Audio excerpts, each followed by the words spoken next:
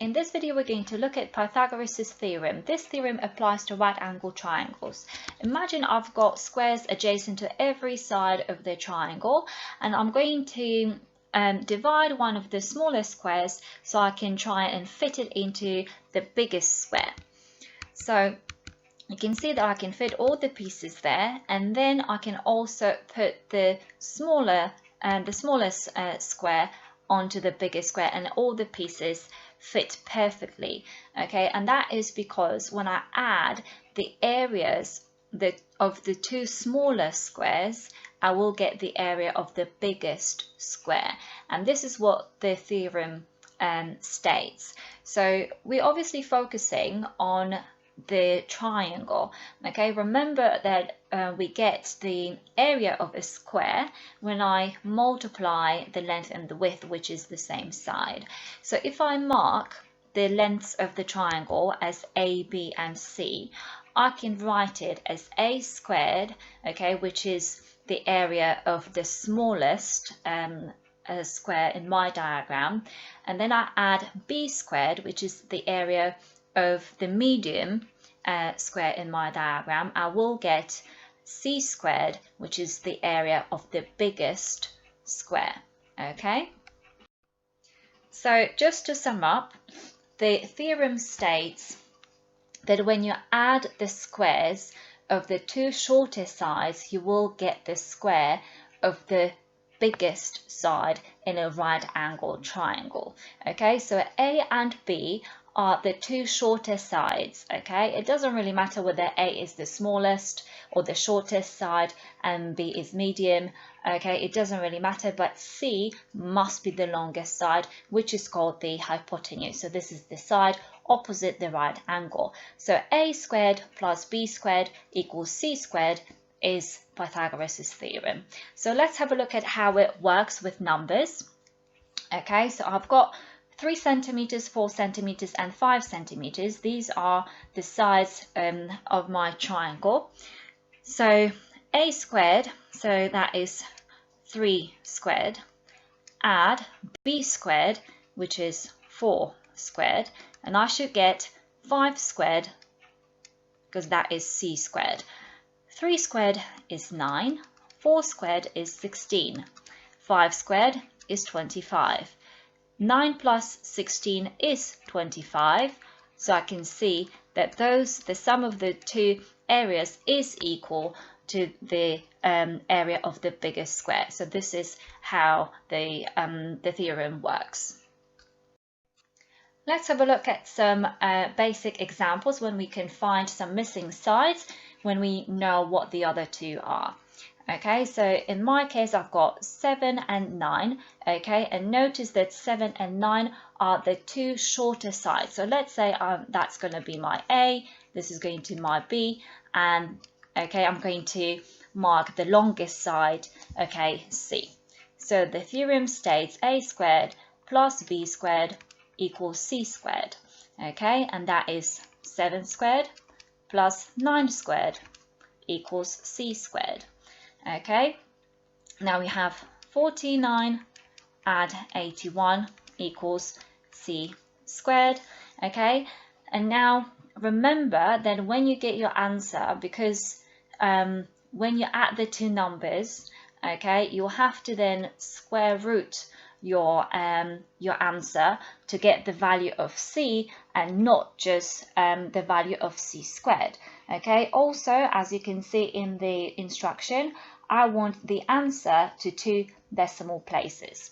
Okay, so that's 130 equals C squared, and now I need to square root 130 to get the value of C, and then when you put this into your calculator, okay, you get 11.4017 and so on.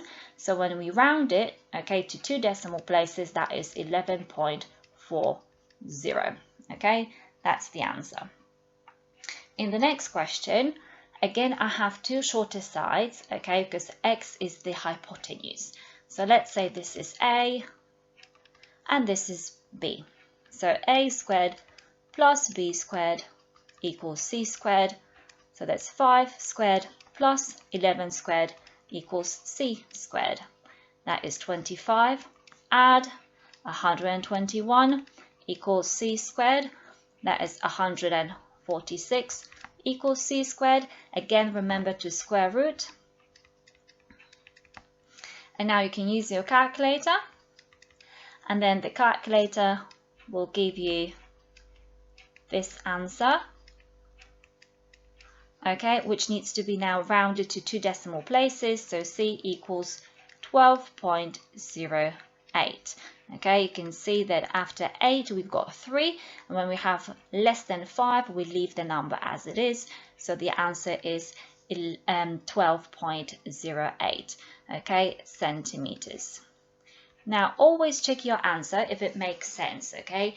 The numbers that you get should be higher than the other 2 sides that you already have, because we're looking for the longest side. Now in this case, okay, I am looking for one of the shorter sides, okay? So I'm going to label the sides again. Let's say this is A, this is B, and now this is C, okay? Now notice that the triangles might be in different orientation, might be upside down, sideways, etc. So always look at the position of the right angle to work out which side is the longest, okay? So I've got A squared plus B squared equals C squared. Okay, this is the theorem. Now my A is what I need to find, so I'm going to leave it as it is for now. So that's A squared plus 5 squared equals 10 squared. Now I need to rearrange this equation, okay? I'm going just to work out the numbers first. So I need to take away 25 from both sides. Okay, so 100 take away 25. So that is 75. And now I need to square root, okay, both sides to get the value of A. And what we get is 8.66025 and so on. And again, we want the answer to 2 decimal places. So that's going to be 8.66. So as you can see, we have 0 because it's less than 5, so we'll leave the number as it is. So notice that because we're trying to find one of the shorter sides, okay, we need to take away here at this stage, okay?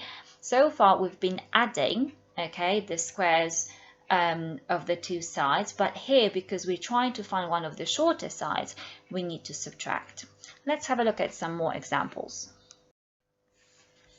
I'm going to label the sides, okay, so let's say this is A, and then this is B, so these are the 2 shorter sides, and this is C, this is the hypotenuse.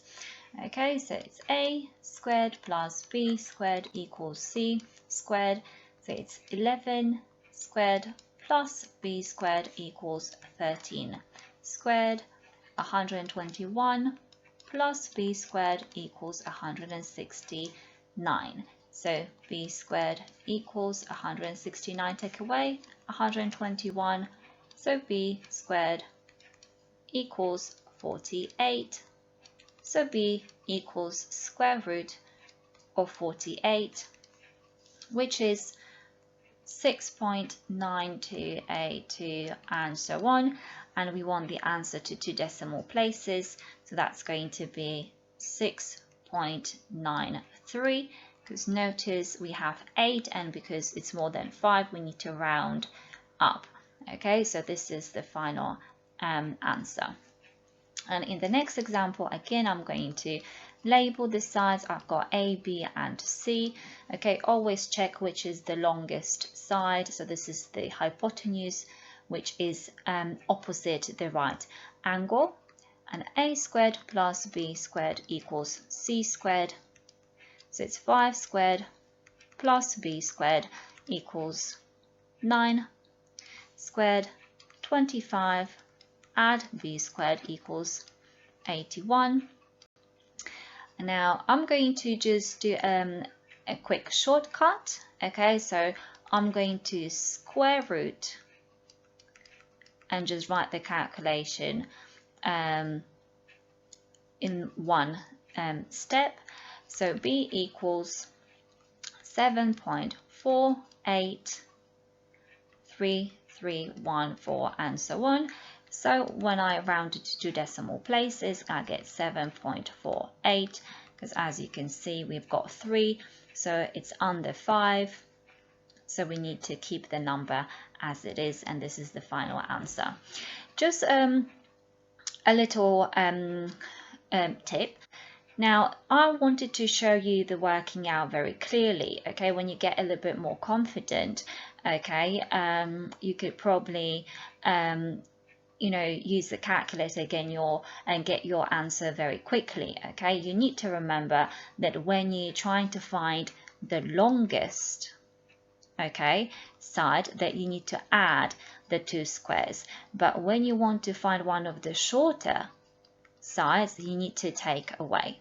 Okay, so this is what you need to remember.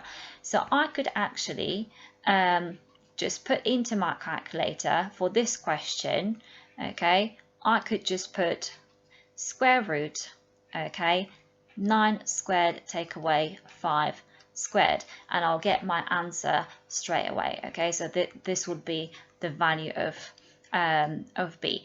Obviously, in your exam, you want to show your working out as well. Okay, so you may still need to write down to show, what you actually calculating and how you're getting your answer. But when you want to then put your answer or put the calculation into your calculator, you can just do it in one step. Okay, and that will give you the answer. Okay. Now, that's it in this video. We're going to be looking at some problems involving Pythagoras' theorem, but that's going to be in another video. So if you want to practice a little bit more, please check it out.